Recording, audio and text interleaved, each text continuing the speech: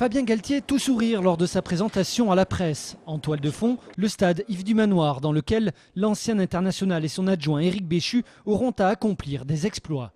Tous les deux ont signé pour 3 ans. Galtier, sans le travail de l'ancien président Thierry Pérez, ne serait peut-être pas là aujourd'hui. Et lorsque Georges Frêche a forcé Thierry Pérez à démissionner, tout aurait pu être remis en cause.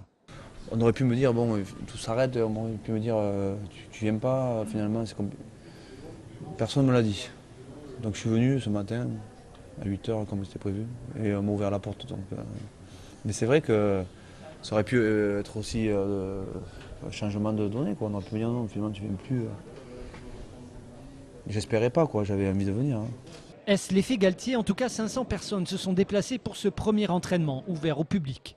Et là, surprise, presque anonymement, le président du Conseil général, André Vézinet, le beau-père du président déchu par Georges Frêche, est présent dans les tribunes. Je suis là pour le soutien à l'équipe et bien sûr le soutien à Thierry Pérez, je n'ai pas besoin de l'afficher, il est inscrit dans mes gènes.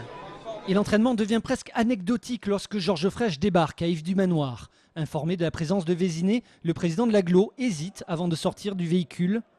Puis finalement, en plein entraînement, il fait demander Fabien Galtier, Éric Béchu et Jean-Pierre Massine, le nouveau président, pour définitivement enfoncer le clou sur Thierry Pérez. Pérez, c'est fini. Moi, quand je dis quelque chose, c'est terminé. Donc, je lui demande de vendre ses parts et à terme, vous désignerez un nouveau représentant à la Ligue à Paris. C'est pas la peine de me prendre pour un âne. Alors, je vais vous verser la subvention pour pas foutre le club en l'air, parce que pour moi, le rugby, c'est sacré. Son premier jour à Montpellier, Fabien Galtier s'en souviendra. Dans la région, le terrain politique s'invite souvent sur les pelouses. Mais il a un autre chantier à construire. Le 13 août prochain, Montpellier se déplace à Biarritz pour l'ouverture du Top 14.